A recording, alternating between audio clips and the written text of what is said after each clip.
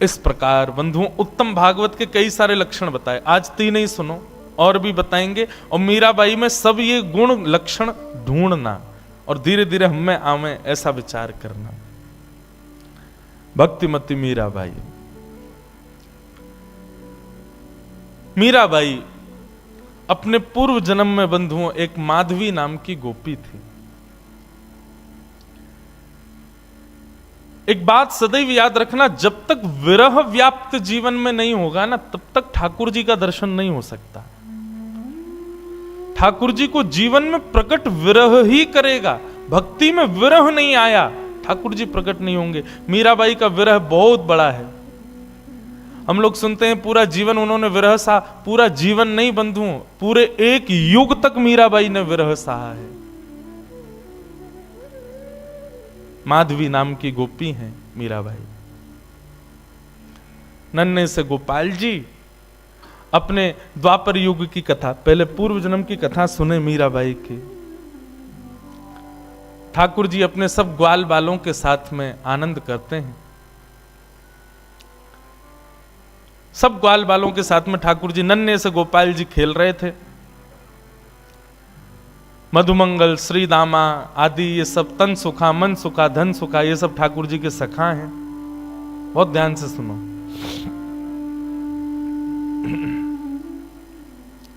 ये सब सखा हैं ठाकुर जी के। एक दिन ठाकुर जी सब ग्वाल वालों के संग खेल रहे थे। सो ठाकुर जी का सखा श्री दामा बीच खेल से ही जान लगो। ठाकुर जी बोले, अरे भैया कहां को जा रहे हो? लाला मैं तो अपनी ससुराल जा रहा हूं। ठाकुर जी तुरंत पहुंच गए श्रीदामा के पास, हाथ पकड़ लियो। बोले, ससुराल जी कौन सा काम है भैया? ब्रजभाषा समझ में आ रही है? देखो भैया, आप सब लोग अधिकतर यहाँ अहीर समाज के लोग बैठे, आप सब लोग ब्रज से ही हो, आपके सब पूर्वज ब्रज के ही हैं। ब्रज भाषा तो समझ में आनी चाहिए, आपके द्वारिकाधीश की भाषा है। ठाकुर जी बोले, भैया ये श्रीदामा जे कौन सा गांव है? ससुराल। श्रीदामा बोलो, अरे बाबड़े ससुराल गांव ना होवे।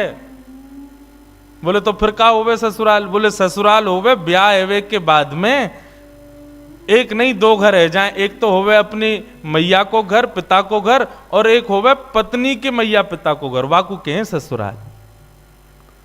ठाकुर जी बोले, तेरी बात मेरे पल्ले ना पड़ रही लाला। अरे ससुराल कहा होवे मुझको जल्दी बता। बोले, अरे ससुराल मतलब पत्नी को माय को। ठाकुर जी बोले, पत्नी जी पत्नी कौन होवे भैया? श्रीदामा समझा रो है, अरे लाला तू तो बड़ो भोरो है, नेक बड़ो है जाएगो तो तेरो ब्याह है जाएगो, तेरी पत्नी आ जाएगी। ठाकुर जी बोले, मेरी पत्नी आवेगी? बोले, हम बे, तो फिर मेरो ससुराल कहां है? श्रीदामा बोला, मो का पता तेरो ससुराल कहां है? जब ब्याह होगा तब पता चलेगी तेरो ससुराल कहां है। अब तो ठाकुर जी हट करने लगे, बोले, ना मेरो ससुराल बता, मेरो ससुराल कहां है? श्रीदामा बोलो, अरे अपनी मैया तो जाके पूछ ले, तेरी मैया बता देगी तेरो ससुराल कहां है। ठाकुर जी खेलते कूदते आज घर आए। यशोदा मैया रसोई घर में प्रसाद सिद्ध कर रही है। ठाकुर जी आके गोद में बैठ गए, बोले, मैया मेरो ससुराल कहां है? अब तो जैसे ही मैया ने सुनी मेरो ससुराल कहां है, लाला बोल लो। मैया बोली, लाला ये कहां से सीख आयो? बोले, आज मैया मैं खेल रहे हो तो श्रीदामा अपनी ससुराल गए हो, तो वो बोलो मैं ससुराल जा रहा हूं, तब से मेरे मन में आ रही मेरो ससुराल कहां है। मैया बोली, ससुराल लाला जब ब्याह जाएगा तब आएगा ससुराल। बोले, जय श्रीदामा कह रहा हूं, मेरो ब्याह कब होएगा मैया? बोले, अरे अभी तू बड़ो तो है जा लाला, तू पे मोह दोनों आवे ना। मैं खवाऊं तो खावे, मैं चलाऊं तो चले, मैं उठाऊं तो उठे, मैं नवाऊं तो नहावे। जब बालक बच्चे सब अपने आप अपने कामन को करन लगे तब उनको ब्याह कर दियो जाए, तब उनके काजे बहू आवे, तब ससुराल होवे। ठाकुर जी बोले, मैया मैं सब काम कर लूंगा अपने आप, तू मेरा ब्याह करा दे। और मेरे काजे बहू लिया। मैया बोली नेक बड़ो तो है जा लाला, कहां ते लाऊं तेरे काजे बहू। ठाकुर जी बोले या तो मेरे काजे बहू ला, नहीं तो श्रीदामा अपनी बहू ला रहा हो, बाकी बहू को मैं ले आऊंगा, वो बहू मेरी है जाएगी। मैया जोर से हंसी, बोले लाला तेरी बात ऐसी ऐसी बात बनावे, बैठो बैठो। मैया बोली करा दूंगी तेरो ब्याह, ज्यादा चिंता मत करे। अब तो ठाकुर जी रोने लगे, मैया मेरो अभी ब्याह करा, अभी ब्यावे जाऊंगा, मैं तो अभी ब्याह करूंगा। यशोदा मैया परेशान है गई, बोले लाला चल करा दूंगी तेरो ब्याह, अब रोवे मत। बोले कब करावे कि तिथि बता मोकू, तिथि बता, दिन बता, समय बता, सब बता, तभी जाऊंगा यहां ते। यशोदा मैया तो ऐसी परेशान भाई। ऐसे हमारे नन्हे से गोपाल जी बहू की और ससुराल की आस में बैठे। श्री दामा को ब्याह माधवी गोपी से भयो, माधवी सखी से भयो। माधवी आज श्री दामा माधवी को लेने के लिए ससुराल गए। ससुराल से जैसे ही माधवी आने लगी, सो मैया ने पढ़ा दी माधवी और पढ़ा लिखा करके भेजी। बोले देख तू अपने ससुराल जा रही है, जमाई राजा लेवे आए, लेकिन ध्यान रखियो, याद रखियो, ससुराल में सबको सम्मान करियो, सबको आदर करियो, सबसे प्रेम से रहियो। मैया खूब सिखा पढ़ा के भेजी अपनी बहू को। लेकिन तेरे पति को एक सखा है, वाको नाम कृष्ण है, बस वहां से सावधान रहियो। क्यों मैया वहां से सावधान क्यों रहूं मैं? बोले अरे मैंने सुनो है वो कन्हैया जाकू अपना रूप दिखा दे, जाकू एक बार अपनी तिरछी नजर से देख ले, वाको फिर गृहस्थ आश्रम गृहस्थ जीवन बर्बाद है जाए। वो फिर वही को देखते रहे, वाके रूप में कछु जादूगर है वो जाकू देख ले, वाकू अपनो बना ले, फिर वो अपने पति को ना रहे, वही को है जाए। मां की बात सुन करके माधवी घबरा गई। बोले ऐसा कैसो है कि पति छूट जाए वासे? बोली यही मारे मैं कह रही हूं, तू सब कछु करियो, लेकिन तू मुख को वचन दे के जा, वाह कृष्ण को अपना मुख मत दिखाइयो। चाहे तो को जीवन भर घूंघट करके रहना पड़े, लेकिन कृष्ण को मुख मत दिखाइयो। माधवी बोली मैया मैं वचन दे के जा रही हूं, वह कृष्ण को मुख नहीं दिखाऊंगी। श्री दामा माधवी को लेकर के ब्रज जा रहा है। श्री दामा पहले ही माधवी से चर्चा करते आ रहा हो रास्ता भर।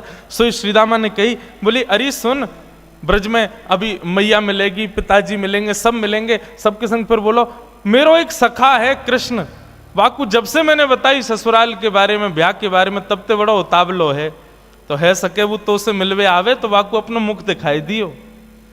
मीराबाई ने जैसे ही कृष्ण को नाम सुनो महाराज, आदि माधवी ने जैसे ही कृष्ण को नाम सुनो, आधे रास्ता में ही घूंघट कर लियो।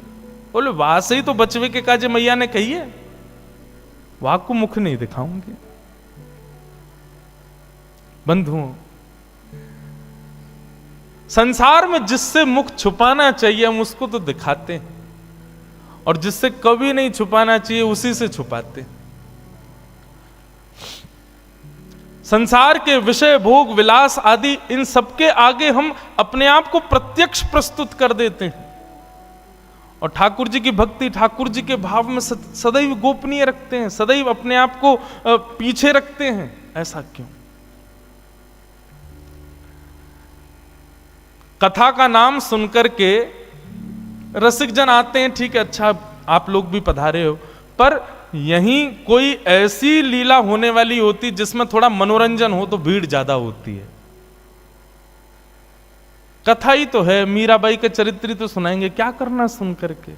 नहीं, ठाकुर जी से संबंधी कोई भी बात हो उसमें तो बढ़कर के आगे आओ, बढ़कर के आगे भाग लो, उसमें चिंता मत करो। मीराबाई ने अपना मुख छुपा लियो, माधवी ने जैसे ही वृंदावन पहुंची बैलगाड़ी, सखान ने जाके ठाकुर जी को बता दिया, अरे अरे लाला देख, श्रीदामा आगो, अपनी ससुराल से आगो, अपनी बहू लेके आयो है।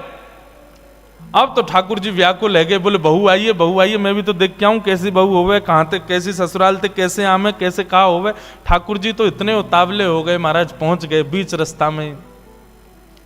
अरे भैया श्रीदामा आ गए हो? बोले हाँ आ गए हो लाला। कहाँ है तेरी बहू, कहाँ बैठी है? बोले पीछे बैठी है। बोले अच्छा, मुख को मुख दिखाई दे। बोले तू देवर है, वो तेरी भाभी है, भैया खुद ही देख ले। जैसे रथ रुका, माधवी भीतर से सुन रही थी कि कृष्ण आ गया है। माधवी ने घूंघट कर लियो, आसपास सौल आदि और पड़ी, वो भी ऊपर से डाल रही, मुख मोड़ करके बैठी है, कहीं से भी मुख दिख नहीं जाए, एक अंग भी मेरो दिख नहीं जाए, मेरो पातिव्रत धर्म नष्ट नहीं है जाए। मेरी मैया ने मुझसे कही कि जो वाकु देख ले या वाकी नेत्रन में आ जाए वो कभी जीवन भर अपने पति की ना रह पावे, वाकु मुख नहीं दिखाऊंगी। ठाकुर जी भीतर पहुंच गए, श्याम सुंदर बैठे हैं सामने, और माधवी से कह रहे हैं अरे श्रीदामा की बहू ने हमऊ तो दिखा, तेरो मुख कैसो है? अरे नेक दिखाए दे। मेरी मैया ने तो, मैंने तो मैया से कही मैं श्रीदामा की बहू ले जाऊंगा, मैं तो तू को ले जावे वारो, लेकिन मैया ने मुझसे कही है कि वो मेरा ब्याह कराए देगी। मैं तो ब्याह कर लूंगा, मेरी वो बहू आ जाएगी, लेकिन एक बार देखूं तो सही बहू होवे कैसी है, नेक दिखाए दे। मीरा बाई तो और छुपावे, मुख नहीं दिखावे ठाकुर जी को। ठाकुर जी कभी पाम पकड़े सो इधर को है जाए, नेक ठाकुर जी बगल में आमे सो इधर को भाग जाए। खूब देर ठाकुर जी मनोहार करते रहे, लेकिन माधवी ने अपना मुख नहीं दिखाया। थोड़ी बहुत देर तो ठाकुर जी मनोहार करते रहे, जब माधवी ने मुख नहीं दिखाया सो ठाकुर जी बोले देख तू मोसों अपनो मुख छुपाए रही है, तो है ना पतो मेरो मुख देखवे के काजे सब तरस हैं, सब तड़फ हैं। बड़े बड़े ऋषि महात्मा ज्ञानी हिमालय पर जाकर के तपस्या करें तब जाके मेरो मुख दिखे, और तेरे सामने प्रत्यक्ष बैठा हूं, हाथ जोड़ रहा हूं, पाम पर रहा हूं, तब वो अपना मुख नहीं दिखा रही है। जा तड़पेगी तू मुंह को देखवे के काजे, तरसेगी, व्याकुल रहेगी जीवन भर। माधवी ने मानो ऐसा इशारा किया कि मोह देखवे की जरूरत ना है, मोह तड़पवे की जरूरत ना है, चले जाओ यहां से। ठाकुर जी निकल के बाहर आए, बोले अरे श्रीदामा मोह तो लगे तेरी बहू भेड़ी दिखे, बाकी आंख कमजोर, बाकी एक आंख ते काणी है। श्रीदामा बोलो नहीं तो। बोले तो नाक टेढ़ी है? बोले नहीं तो। बोले होठ कटे हुए हैं? बोले नहीं तो। बोले दिखाई ना रही, ऐसे मुंह छुपा रही है जैसे कितनी कुरूपणी है। कोई बात ना श्रीदामा, मेरी बहू आवेगी, मैं तो को नहीं दिखाऊंगा, ले जा अपनी बहू है। माधवी चली गई, अपने घर आ गई। लेकिन बंधुओं, गोविंद दामोदर स्तोत्र में कहते हैं ना, ग्रहे ग्रहे गोप वधू कदम्बा सर्वे मिलित्वा समवाप्य योग्यम पुण्यानि नामानि पठन्ति नित्यम गोविंद दामोदर माधवेति। ब्रज में तो और कुछ होता ही नहीं है, हर घर में केवल कृष्ण की चर्चा चलती रहती है। सुबह उठने से लेके रात्रि सोने तक केवल कृष्ण कृष्ण कृष्ण। कृष्ण ने ऐसो कियो, कन्हैया ने ऐसो कियो, अरे आज तो नंद को लाला वहां घूम रहे हो, अरे आज तो नंद को लाला वहां डोल रहे हो, सब जगह यही चर्चा। अब माधवी सोचे इन पे और कोई बात ही नहीं है, अगल बगल की सब गोपियां, पूरे घर गृहस्थी की कोई बातचीत नहीं, बस पूरे दिन वो नंद को लाला ऐसो करे, नंद को छुरा ने आज तो ऐसो कियो, अरे आज तो माने ऐसो कियो, पूरे दिन वही की चर्चा। अब माधवी कहे किससे? अपनी सास से कहे, अगल बगल की गोपियों से कहे, बोले तुम लोगन पे और कोई बात ना है? कभी बैठ जाओ, कहीं चले जाओ, 24 घंटा या कृष्ण कृष्ण कृष्ण कृष्ण वही की चर्चा करते रहो। और भी तो कई बातें गृह गृहस्थी की कर लो भैया, ये 24 घंटा कन्हैया। एक गोपी बोली अरे ये नई नई आई है का अभी ब्रज में? बोले हम बे अभी नहीं आई है। वो कितने दिन है गए? बोले 3 दिन है गए। वो 3 दिन है गए, एरी गोपी एरी माधवी तेने कन्हैया देखो अभी तक, या कन्हैया की दृष्टि पड़ी तो पे? माधवी बोली मैं नहीं दिखाऊंगी वाकू अपना मुख, मेरी मैया ने मनाई करके भेजो है कि वाकू मुख दिखावे से यही स्थिति है जाए जो तुम लोगन की। अपनी पति की चर्चा नहीं करो, वह नेक से कन्हैया की चर्चा कर रही हो, मैं तो ना दिखाऊंगी वाकू मुख। गोपियां सब बोली यही मारे तेरे मुख से वाक्य काजे ऐसे दुर्वचन निकलने। अभी तेने वाको मुख देखो ना है, अभी तेने वाको रूप देखो ना है, यही मारे ऐसे बोल रही है।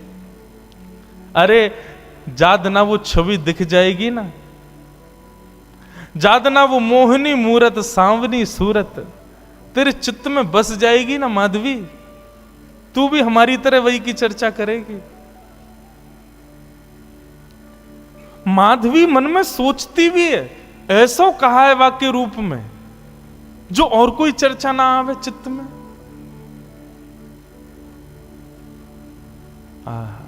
बंधुओं, अष्ट सखा गाते हैं, सबने गाया, किसने नहीं गाया? कैसो है ठाकुर जी को रूप, श्री कुंभनदास जी कहते हैं अपने एक पद में,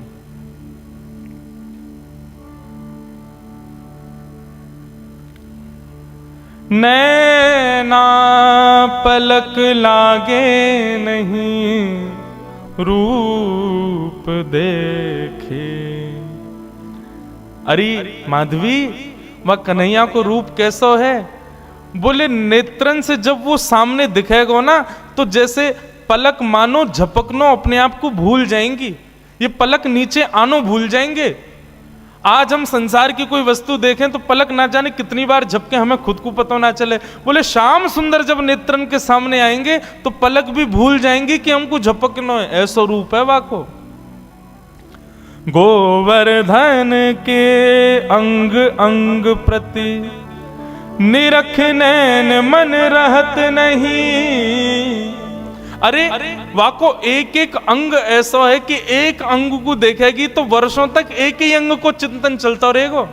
ऐसा ना है कि एक बार में नेत्रन को भी देख ले, मुख को भी देख ले, कानन को भी देख ले, हाथ भी देख ले, पाँव नहीं, एक बार में एक ही अंग दिखेगा और वही कोई चिंतन चलता रहेगा।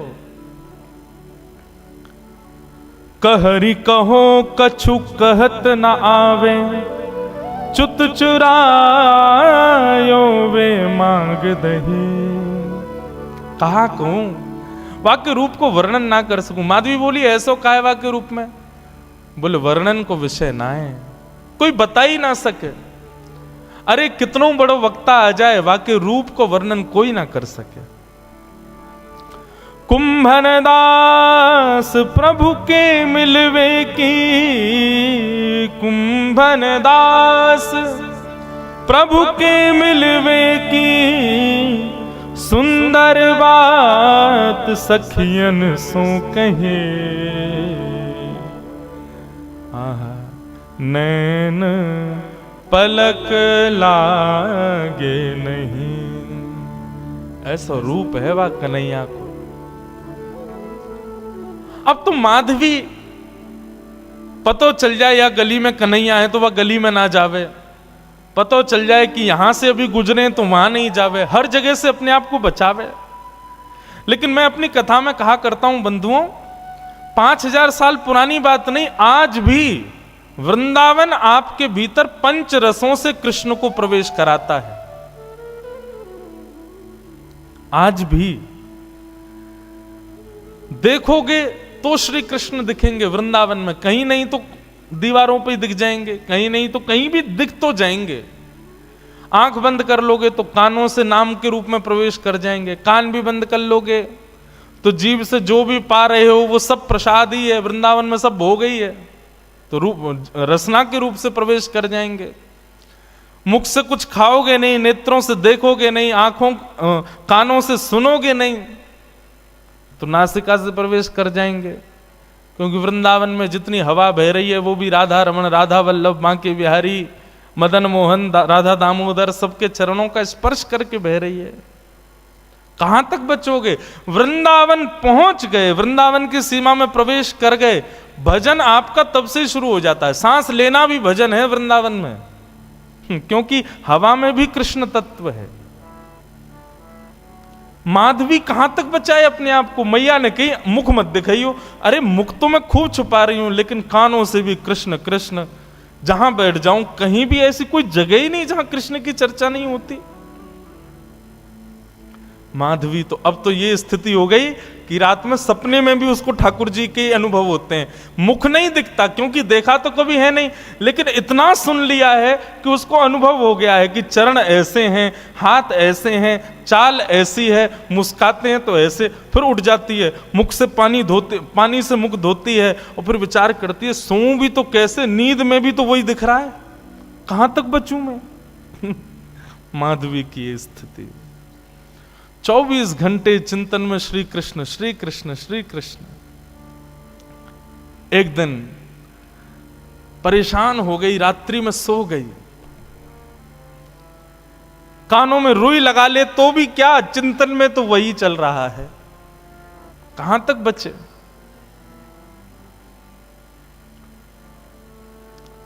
रात्रि में सोई थी, आज मानो मीराबाई को ऐसा लगा कि सुबह हो गई है,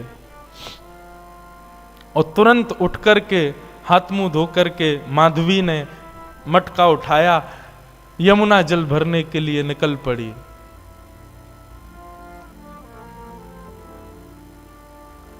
उसको लगा समय हो गया है यमुना जल भरने का। सब गोपियां साथ में जाती थीं यमुना जल भरने के लिए, लेकिन मीरा आज माधवी समय से पहले ही उठ करके चली गई। उसको लगा कि समय हो गया है, और पहुंच गई यमुना के तट पर। तट पर जाकर के देखा अभी तक कोई भी नहीं, अकेली मैं, बाकी सब कहां चली गई। हो सकता है मुझे विलंब हो गया हो, या मन में भाव आया मैं जल्दी आ गई हूं तो कोई बात नहीं, भर लेती हूं, आई गई हूं तो। अकेली है यमुना के तट पर माधवी। जैसे ही यमुना जल भरने लगी मटके में,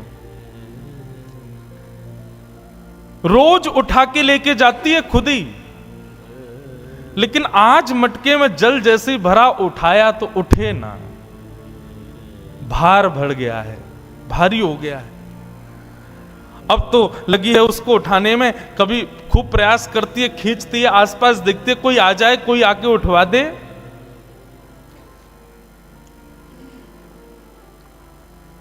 इतने में ही बांकी अदा से अपनी चाल चलते भय, त्रिभंग लली श्याम सुंदर, कमल कटाक्ष नेत्र हैं, सुंदर दंतावली, चंदन की सुगंधी से आच्छादित करते हुए मार्ग को पहुंच गए यमुना के तट पर। माधवी आसपास देख रही है, कोई दिखे तो आवे, उठवावे। तभी दृष्टि पड़ी श्याम वर्ण, नन्हे से श्याम सुंदर छोटो सो बालक। माधवी ने देखा तो था नहीं उनको, देख करके लगा अरे पता ना कौन सी गोपी को छोटो सा सुंदर सा बालक सवेरे सवेरे जमुना के तट पर घूम रहा है। मीराबाई ने तुरंत आवाज दी, अरे ओ लाला, अरे ओ भैया, नेक आइयो, इतकू आइयो। ठाकुर जी कूदते फांदते अपनी चंचल अदा से कभी यहां देखें कभी वहां देखें, ऐसी मधुर मुस्कान उनकी, पहुंच गए माधवी के पास। एक बार को तो मानो जैसे देखती ही रह गई माधवी, लेकिन मन में ये एक बार भी नहीं आया कि ये वही तो नहीं है जिससे बचना चाह रही हूं। नन्नो सो बालक है, चंचल सोया को बदन है, जरूर कोई गोपी को छोरा होगो।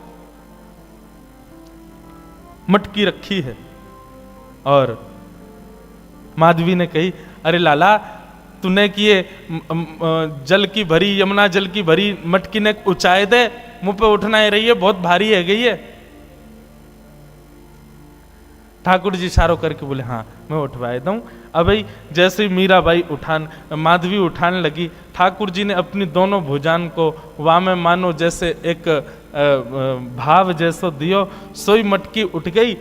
अब मटकी तो उठी, ठाकुर जी नेक से नेक उठा के इतनी ऊपर तक कर देते, लेकिन ज्यों ज्यों मटकी उठाई ठाकुर जी त्यों त्यों लंबे होते चले गए और बिल्कुल मीराबाई के सन्मुख खड़े है गए।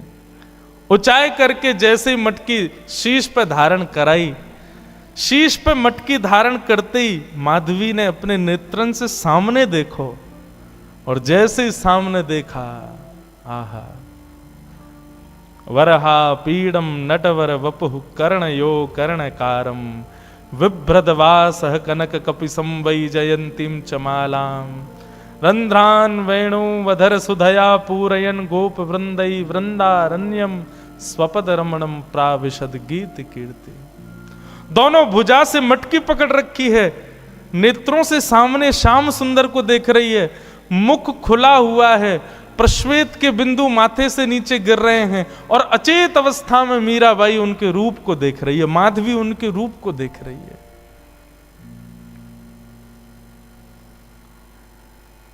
ठाकुर जी के नेत्र ही तो खतरनाक हैं सबसे ज्यादा। एक बार दृष्टि पड़ जाए तो फिर कोई और के रह नहीं पाओगे। मेरे मन में बंधुओं आता है कि हम ठाकुर जी के दर्शन करके पुनः सहज इसलिए हो जाते हैं क्योंकि हमने उनको देखा, उन्होंने अभी हमको नहीं देखा। कभी ठाकुर जी ने यदि हमको देख लियो ना, तो एक बार उनके सामने जाके फिर सहज नहीं हो पाओगे, फिर अन्यत्र कहीं मन लग नहीं पाएगा। मीराबाई माधवी अचेत खड़ी है, ठाकुर जी से जितनों बचनों चारे ठाकुर जी ने उतने सबरे अपने बाण मार दिए, नेत्रन से कटाक्ष मार दी, मधुर मुस्कान कर दी, अपने रोम रोम को दर्शन कराई दियो। महाराज अब तो माधवी की स्थिति एक जड़वत कोई मूर्ति जैसे खड़ी रहती है, ऐसे खड़ी है। गोपियों ने एक ही दिन पहले ही बताया था कि वो दिख जाता है तो क्या होता है, वही हो गया।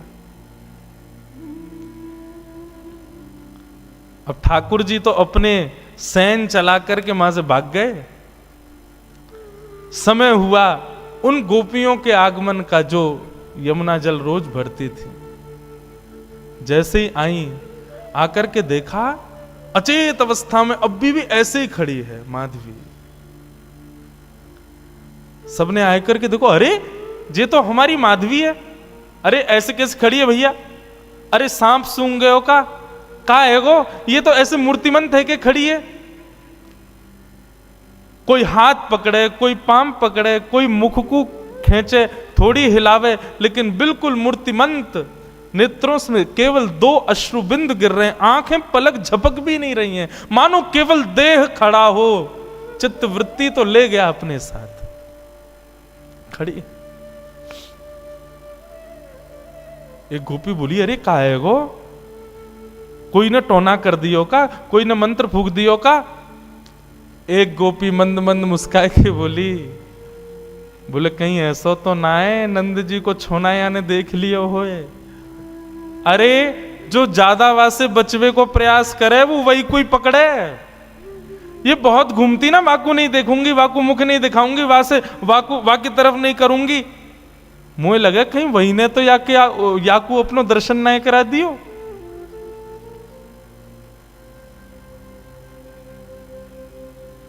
एक गोपी यमुना जल भर के लाई और जल का छिड़काव, खड़ी हुई है मीराबाई, ऐसा नहीं अचेत पड़ी है, सांस भी चल रही है, नेत्र भी खुले, बिल्कुल सचेत है, बस मूर्तिमंत है। पानी का छिड़काव किया, मुख पर जैसे जल मारा, तब मानो जैसे रुकी हुई श्वास आई हो, और जल पड़ते ही मूर्छित होकर के गिर पड़ी माधवी।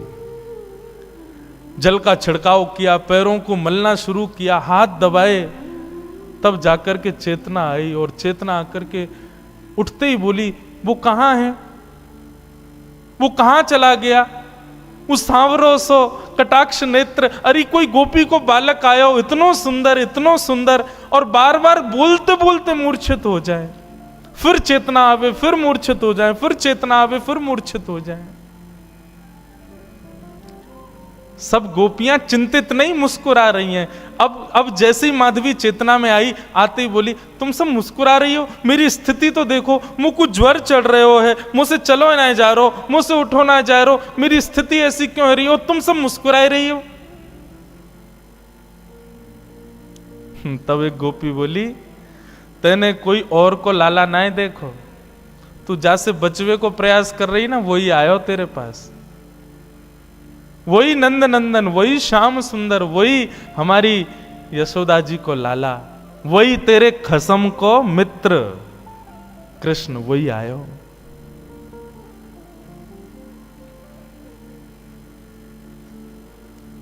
मीराबाई, माधवी अब तो बेचैन हो गई, मैं कहा करूं, कहां जाऊं, मुझको घबराहट है रही है, मैं मुझसे उठो ना जा रहा, मुझसे चलो ना जा रहा, मैं बोल भी ना पा रही, बार बार अचेतना है रही है, कछु करो ना। सब प्रकार के प्रयास किए, लेकिन माधवी कहे नहीं, अब तो एक ही उपाय है कि वाके सामने मुंह को ले चलो, मुंह को दिखाए दो, वहां को रूप दिखाए दो।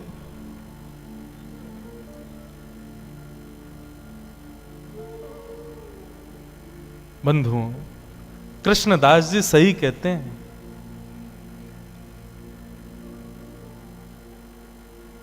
सजल श्याम घन वरण लीन है, फिर चित अनत न भटक्यो, मेरो मन गिरधर छवि पे अटक्यो। मेरो मन गिरधर छवि पे अटक्यो, मेरो मन गिरधर। गाओ बंधुओं,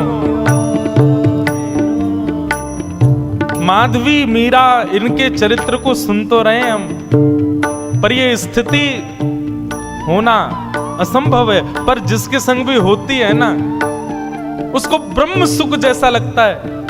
माधवी कह रही है मुझे कष्ट हो रहा है, लेकिन कष्ट अनुभव ऐसा है भी नहीं कि मुझे कष्ट हो रहा है।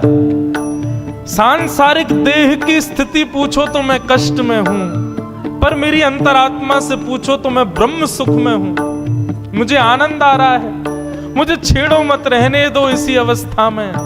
ऐसी स्थिति हो गई माधवी की।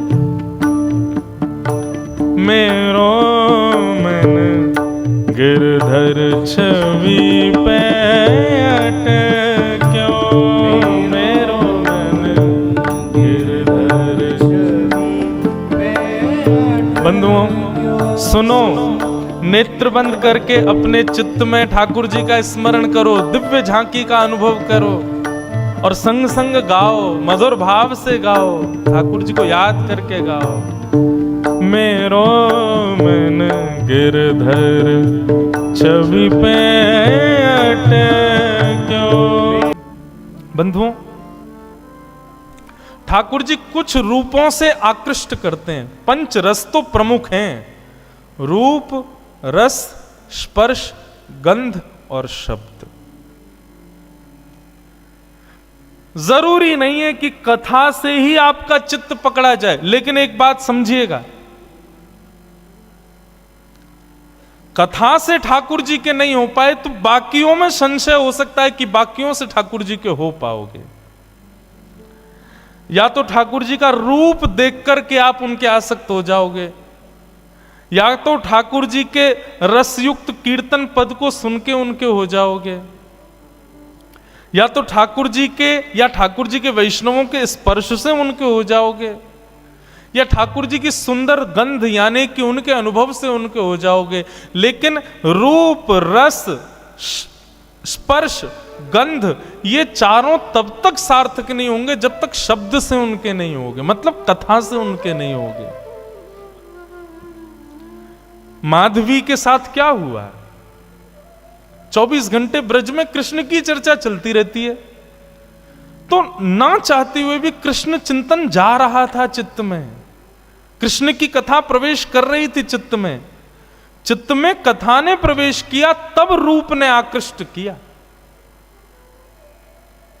कथा पहले आएगी जीवन में। और माफ कीजिए, जिसके जीवन में कथा ने प्रभाव नहीं किया ना, वो उसके सामने ठाकुर जी खड़े भी हो जाएंगे तो भी उसका कुछ नहीं होगा। कथा प्रथम आसक्ति है। आपके श्री रुक्मणी जी ने जब द्वारिकाधीश को पत्र लिखा, क्या कहा कि श्रुत्वा गुणान भुवन सुंदर शृण्वताम ते। श्रुत्वा गुणान, मैंने आपको सुना है, और जब से सुना है तब से आपसे प्रेम किया है। मतलब बिना सुने प्रेम नहीं हो सकता। कई लोग कहते हैं महाराज जी तीर्थ दर्शन करा दो, हमको प्रसाद पवा लो, कुछ भी करा लो, कीर्तन में नचा लो, कथा सुनने की मत कहो। तो मेरे मन में आता है, इस जन्म में तो ठाकुर जी तुझको कभी नहीं मिलने वाले। तू कथा से तेरे में रति नहीं है, कथा से तुम्हारे अंदर हृदय में प्रीति नहीं है, तो चाहे तुम कितने भी साधन कर लो। श्रीमद् भागवत में लिखा श्रम एव ही केवलम। यदि आप सारी क्रिया करते हो लेकिन कथा से रुचि नहीं है, तो आपके द्वारा की गई समस्त क्रियाएं श्रम हैं। आहा, मीराबाई, माधवी, अब स्थिति हो गई, धरती कहीं है, पैर जाता कहीं है, चलती कहीं है, बैठती कहीं है, सोचती कुछ है, करती कुछ है। जित मुंह उठे तित ही धावे। मतलब जहां मुख घूम जाता वहीं को दौड़ने लग जाती हैं। वो खड़े श्याम सुंदर, मुख यहां घूम, अरे वो खड़े श्याम सुंदर। जित मुंह उठे तित तित ही धावे, सूरत न छाया धाम की। अस्तुति निंदा करो भले ही, मेड़ तजी कुल जाम की। अब चाहे कोई मेरे भाव की प्रशंसा करे या कोई मेरे भाव की निंदा करे, मुझे उससे कोई मतलब नहीं है। अरे तू तो पागल है, तू तो ऐसी है, तू तो वैसी है, कोई बात नहीं। अरे ये तो परम भक्त है, परम वैष्णव है, तो प्रशंसा सुनने से ज्यादा अच्छा भी नहीं लगता, और कोई बुरा कहता है तो बुरा भी नहीं लग रहा है। ऐसी स्थिति हो गई। नारायण बौरी भई डोले, नारायण बौरी भई डोले, रहू न काहू काम की जाहे, लगन लगी घन श्याम की जाए, लगन लगी घन श्याम।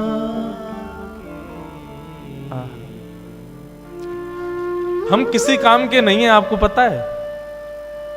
हमारी माता जी, हमारे परिवार के लोग हमसे इसलिए दुखी रहते हैं, बोले इससे केवल कथा करना आता और कुछ नहीं आता इसको। हम जब, वैसे तो घर जाने का अवसर नहीं मिलता, 2-3 महीना कथाओं में ही रहते हैं, लेकिन जब घर जाते हैं तो घर के काम माता जी कहती हैं ये भी देखो, वो देखो, भैया इतने दिन में आए हो, ये देखो, तो वो सब होता ही नहीं है। बस कथा करा लो, ठाकुर जी की सेवा करा लो, उत्सव करा लो, इसके अलावा कुछ और करने को कहोगे तो हम बिल्कुल अंगूठा छाप हैं हर चीज में, हमसे कुछ नहीं हो सकता। और यही स्थिति है बंधुओं। यदि आप संसार के और किसी काम के रह गए तो समझो अभी ठाकुर जी के भय नहीं। माधवी की स्थिति ऐसी हो गई। लगन लगी घन श्याम की जाए, लगन लगी घन श्याम। व्याकुल हो गई माधवी, गोपियों से कहने लगी मैं तुम्हारे हाथ जोड़ूं, पैर पूजूं, मुझे नंद नंदन के पास ले चलो। बंधुओं, यह हमारे ब्रज साहित्य की कथा है। ब्रज की कोई गोपी जब उसको ठाकुर जी का दर्शन करना होता था तो क्या करती थी? यमुना जल भरने जाती और चलते चलते धूप का बहाना लगा के कि धूप में चक्कर आ गए और चक्कर खा के गिर जाती, और फिर उस पर जल डालो, औषधि पिलाओ, किसी से ठीक नहीं होती। तब 2-4 गोपी जाती ठाकुर जी के पास, बोले एक गोपी बेहोश हो गई, चलो। ठाकुर जी आते फिर, और ठाकुर जी आकर के वाक्य कान में आकर के कहते, चल रही गोपी जल्दी खड़ी है, जा मैं आ गए हो। सोई गोपी चेतना में आ जाती, ठाकुर जी को देख लेती, ठीक हो जाती। ठाकुर जी वैद्य बन गए, वैद्य राज। गोपियों की चिकित्सा करते हुए घूमते हैं। एक बार एक गोपी की मैया बोली, बोले ये लाला बड़ो कान में कहा बोले, सबरी गोपी उठ के खड़ी है जाए। एक बार वो वृद्ध गोपी ने विचार किया, आज मैं बीमार होके देखूं, मैं देखूं कहा बोले कान में। उसकी भावना तो कुछ थी नहीं, ठाकुर जी के प्रति प्रेम तो था नहीं। ऐसी चलती चिड़ती हाय राम गिर गई करके बेहोश हो गई। गोपी बोली अरे बेहोश हो गई हैं सासू माँ, कन्हैया को बुलाओ। ठाकुर जी आए, ठाकुर जी आके देखते ही पहचान गए, बोले भाव नहीं है, जबरदस्ती पहचान करना चाह रही है कि मैं कान में क्या बोलता हूं। ठाकुर जी आए, आकर के पहले नब्ज उठा के देखी, बेहोश थोड़ी थी, चेतना में थी, वो तो सुनना चाह रही थी कान में मंत्र क्या बोलते हैं ये। ठाकुर जी ने पहले नब्ज देखी और फिर वो जो पड़ी थी उसकी बहू से बोली, अरे तेरी सासू तो बहुत बीमार रह गई है, याकू तो बड़ो वालो मंत्र देना पड़ेगा। बोले कहा, बोले मंत्र से काम ना चलेगो, या के काजे तो नीम तोड़ के लाओ और नीम को कंडा में जला के नीम को धुआं करो, वहां में लाल मिर्च डालो, वो या की नाक पे लगाओ तब ठीक होएगी। इतने में सास उठ के खड़ी है गई, मैं ठीक है गई लाला, है गई ठीक, तेरे फार्म पूजू, बस अब कचू ना चाहिए। श्याम सुंदर ऐसे गोपियों की चिकित्सा करते हैं। लेकिन आज जब माधवी की स्थिति ऐसी भई, गोपियां गई, बोले लाला एक नई गोपी आई है, अचेत पड़ी है, लाला एक बार दर्शन दे दे। बोले कहा नाम है बाको? माधवी। अरे अपने श्रीदामा की बहू। भगवान बोले वो बहू? बोले हाँ। वो ससुराल ते आई का है? बोले हाँ वही। वाकू तो अपना मुख नहीं दिखाऊंगा। अरे बड़ी इतरा रही, मैं वाद से पाम पूछ रहा हूं कि अपना मुख दिखाए दे, मुंह को दिखाया नहीं माने, पड़ी रहने दो, मैं ना आऊंगा वाक के पास। वाकू तो मैंने वचन दिया है कि वो तड़पेगी मेरे रूप को देखवे के काजे। ठाकुर जी नहीं गए माधवी से मिलने, क्योंकि ठाकुर जी चाहते थे कि यह विरह वेदना कलयुग में प्रेम लक्षण बन के जन्म लेगा, इसलिए विरह देना पड़ेगा। जब बीज में से एक स्वस्थ वृक्ष को जन्म देना होता है ना, धूप की ताप में रखना पड़ता है। ठाकुर जी यदि किसी को वेदना देते हैं, विरह देते हैं, तो निश्चित है उस पर अति कृपा है, अति प्रसन्न है, उससे कुछ और कामना है। ठाकुर जी सहज में ही किसी को अनुभव दे दें, सहज में ही किसी को कृपा कर दें, तो समझो कि अभी उसकी भक्ति उतनी श्रेष्ठ नहीं हुई। लेकिन किसी को तड़पा में, विरह दे में, तो समझो इससे प्रीति ज्यादा है। व्याकुल माधवी, तभी प्रसंग आया गोवर्धन लीला का। इंद्र के मान को मर्दन करने के लिए भगवान श्री कृष्ण ने जब गोवर्धन पूजा का कार्य रखा, सब ब्रजवासी गए, गोपियां गई। अरे माधवी वैसे तो कन्हैया आवे ना है, लेकिन आज सब ब्रजवासी जा रहे हैं, आज तो को कन्हैया जरूर दिख जाएगो, चल। माधवी भी गोवर्धन गई है, लेकिन बंधुओं उसकी दृष्टि में पता नहीं क्या हो गया, उसको सब दिख रहे हैं लेकिन ठाकुर जी नहीं दिख रहे। गोपियों से कहे कहीं दिखे श्याम सुंदर? बोले वो तो घूम रहे सामने, देखे तो ठाकुर जी ओझल हो जाएं, ठाकुर जी कहीं छुप जाएं, मानो कोई लता पत्र अपने आप आगे आ जाए, बाधाएं अपने आप खड़ी होने लगी और त्यों त्यों व्याकुल होवे माधवी। 56 भोग के बाद जब इंद्र ने अपने मान के प्रभाव से जब मेघ वर्षा की, त्राहिमाम करके सब ब्रजवासी दौड़ने लगे, तब नन्हे से बाल कृष्ण ने 7 कोस लंबे चौड़े गिरिराज पर्वत को अपने बाम हस्त की कन्नी उंगली पर धारण कर लिया। सब ब्रजवासी जाकर के गिरिराज पर्वत के नीचे खड़े हो गए। माधवी भी वहीं खड़ी थी। गोपियों से बोली, मैं प्राण हाथ जोड़ूं तुम्हारे, एक बार मुझे दृष्टि गोचर करा दो, एक बार उसका दर्शन करा दो बस।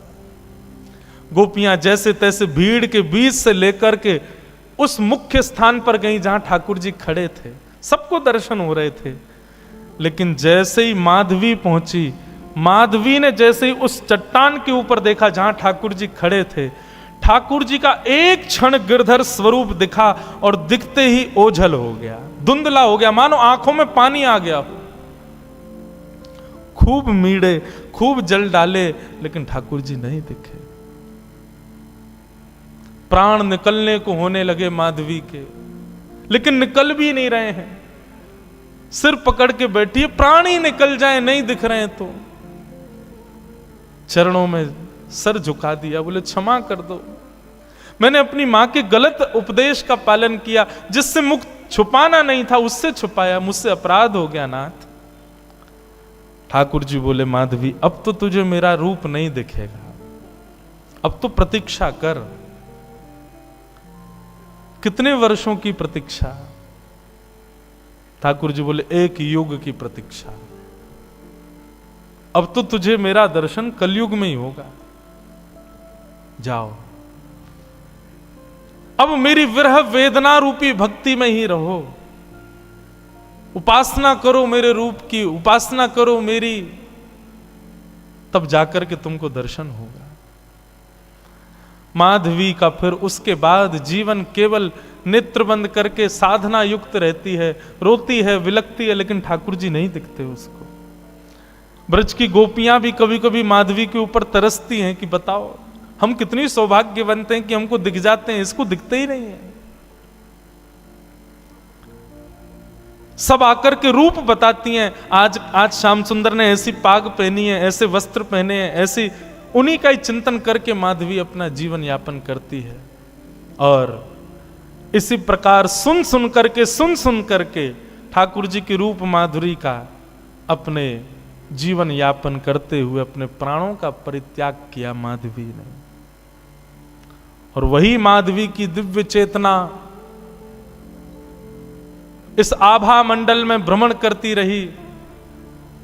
कलयुग प्रारंभ हुआ, और कलयुग में भी जब भक्ति शतक, भक्ति काल जब आया, तब भारत की राजस्थान की भूमि, और उस राजस्थान की भूमि में भी मेड़ता में भी परम गौ भक्त, परम संत भक्त, परम ब्राह्मण निष्ठ राव दूधाजी के छोटे पुत्र के यहां पर भक्तिमती माधवी ही मीरा के रूप में जन्मी है। बोलो भक्तिमती मीरा बाई की जय।